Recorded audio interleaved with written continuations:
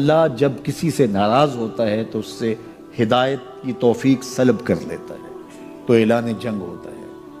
تو پھر وہ ٹکرے بھی مار رہا ہو تو اس کی رسم کی نماز ہوتی ہے، اس کا ماتھا جھک رہا ہوتا ہے، دل نہیں جھک رہا ہوتا، چونکہ ہدایت سلب کر لی گئی۔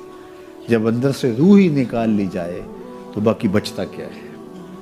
یہ بات ذہن میں رکھیے گا کہ اللہ تعالیٰ جل شانہ نے ہمیں جن کاموں سے روکا ہے، جن کاموں سے منع کیا ہے، ان کاموں کے کرنے میں ہمیں کبھی بھی بھلائی اور خیر نہیں مل سکتی۔ یہ ہم جب اچھی طرح سے ذہن نشین کر لیں، اگر اللہ پر ہمارا یقین اور یقیناً اس پر ہمارا ایمان ہے، تو پھر وہ امر جو اللہ کی طرف سے جن سے روک دیا گیا تو ہم کبھی بھی ان کے قریب تک نہ جائیں، اور جن کاموں کے کرنے کا اسے حکم دیا گیا اس کی حکمتیں نہ بھی ہمیں معلوم ہوں۔ آج جدید سائنس تحقیقات کرتی ہے تو ہمارے سامنے آتا ہے کہ وضو کے کیا فوائد ہیں۔ آج ہمیں لوگ بتاتے ہیں کہ جناب آپ امامہ باندھیں گے تو سن سٹروک سے بچ جائیں گے۔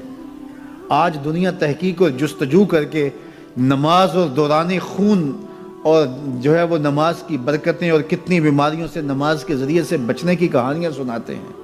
اچھی بات ہے، نماز سے صحت پہ اثر پڑتا ہے، یہ اچھی بات ہے کہ وضو سے بہت ساری بیماریوں سے نجات ملتی ہے، یہ اچھی بات ہے کہ سر پہ امامہ باندھ لیں تو سن سٹروک سے بچ جاتے ہیں، یہ اچھی بات ہے کہ آپ روزہ رکھتے ہیں تو کینسر جیسے امراض سے آپ کا بچاؤ ہوتا ہے، یہ اچھی بات ہے کہ فلاں عمل کرتے ہیں تو فلاں ہوتا ہے۔ لیکن صاحب ہم سن سٹروک سے بچنے کے لیے امامہ نہیں باندھتے، ہم محمد عربی کی ادا کے لیے باندھتے ہیں۔ دوران خون کے لیے نماز نہیں پڑھتے، ہم رب کے حضور سجدہ ریزی کے لیے اس کے حضور اپنی نیاز مندیوں کا سر جھکاتے ہیں۔ تو حکمتیں بھی ہیں، وہ برکتیں ذیل میں آتی ہیں۔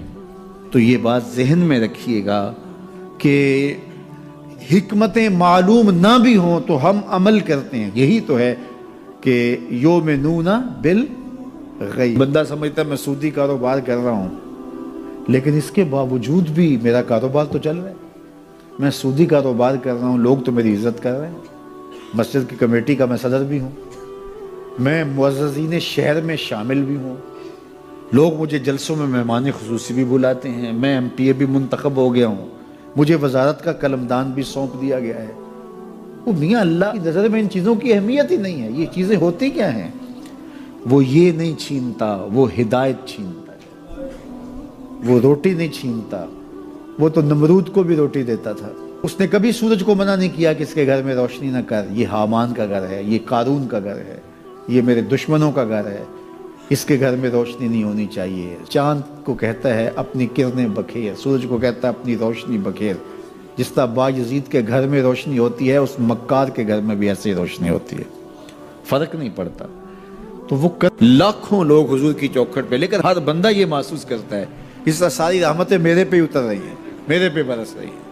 وہ کیا کسی نے کہا تھا اور قلم توڑ دیا، اس نے کہا کہ یہ کتنی عجیب بات ہے کہ اتنے بڑے ہجوم میں، ذرا شعر کا حسن دیکھیے، یہ کتنی عجیب بات ہے کہ اتنے بڑے ہجوم میں وہ دیر تک سنتے رہے بس میری ہی داستان۔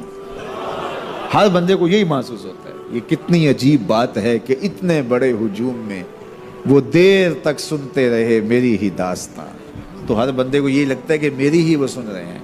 اور زہری صاحب کا انداز بڑا سادہ ہے، پنجابی لہجہ ہے کہ آقا دے دوارے تے غلامہ دیاں ٹولیاں، ایک پیا سن دائے لکھاں دیاں بولی، ایک پیا سن دائے، کوئی اردو میں بول رہا ہے، کوئی پشتو میں بول رہا ہے، کوئی پنجابی میں بول رہا ہے، کوئی عربی میں بول رہا ہے۔ اور اقبال کہتا ہے شش جہت روشن ز تاب روئے تو، ترکو تاجی کو عرب ہندوئے تو۔ حضور یہ ترک بھی آپ کے غلام، یہ تاجک بھی آپ کے غلام، یہ عرب بھی آپ کے غلام، یہ سارے نوکر آپ کے۔ گرد تو گردد حریم کائنات، از تو خواہم یک نگاہ التفات۔ مجھے اپنے والد گرامی یاد آ گئے، وہ روزانہ یہ شعر پڑھا کرتے تھے، اور پڑھتے ہوئے ان کی جو کیفیت ہوتی تھی ہمیں ترس آتا تھا ان کے اوپر۔ ہم بالکل جب چھوٹے تو ہم خود رونے لگ جاتے تھے ان کو دیکھ کے۔ تو وہ روزانہ پڑھتے تھے ز مہجوری برآمد جان عالم، ز مہجوری برآمد جان عالم، تراہم یا رسول اللہ تراہم، اے محبوب دو عالم، تمام جہان کی جان آپ کے فراق میں نکل رہی ہے۔ تراہم یا رسول اللہ تراہم، تراہم یا نبی اللہ تراہم، حضور رحم کیجئے۔ نہ آخر رحمت للعالمین، ز محروماں چرا فارغ نشینی۔ حضور آپ رحمت للعالمین نہیں ہیں، تو جب ہیں تو حضور ہمارے پہ کرم کیجئے۔ بروں آور سرز برد یمانی، کہ روئے تست صبح زندگانی۔ حضور وہ یمنی چادر جو آپ اوڑے ہوئے ہیں ذرا اس کو ہٹائیے نا رخ سے۔ آپ کا مبارک چہرہ زندگی کی صبح ہے۔ ادیم طائف نالین پاکن، شراکز رشتہ جاں ہا ماکن۔ حضور طائف کے چمڑے کی بنے ہوئے مبارک نالین آپ زیب تن کیجئے۔ شراکز رشتہ جاں ہائے ماکن، اور اس مبارک نالین کے اندر تسمے میرے چمڑے کے نہیں میری جان کے ڈالیے۔ چے باشد گر کنی سوئم نگاہے، پیا پہ گر نہ باشد گاہے گاہے، نگاہے یا رسول اللہ نگاہے۔ صد ہزاراں جبریل اندر بشر، بحر حق سوئے غریباں یک نظر۔ یا رسول اللہ انظر حالنا، یا حبیب اللہ اسما قالنا۔ اننی فی بحر غم من مغرقن، خذ یدی ساحل لنا اشکا لنا۔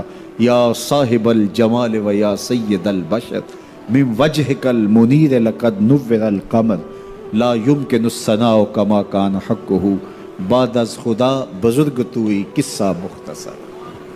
اللہ اکبر، یہ معمول تھا ان کا، یہ وظیفہ کہہ لیجئے۔ تو اقبال بھی کہتے ہیں گرد تو گردد حریم کائنات، از تو خواہم یک نگاہ التفات۔ حضور ایک نظر کر دیجئے، ایک نگاہ کر دیجئے۔ اللہ اکبر۔ تو اللہ ہمیں حضور کی نگاہیں نصیب فرمائے، اللہ اجڑے باطن سوار دے اور من میں چراغاں کر دے۔ حضور کی محبت کے بغیر زندگی زندگی ہی نہیں ہے، زندگی کے پلے ہی کچھ نہیں اگر حضور کا پیار نہیں ہے، حضور کا ادب نہیں ہے، تو سارا دین ان کی محبت کا نام ہے۔ لا دین لمن لا محبت لہ، اس شخص کا دین ہی نہیں ہے جس کے پاس حضور کی محبت کا جوہر ہے۔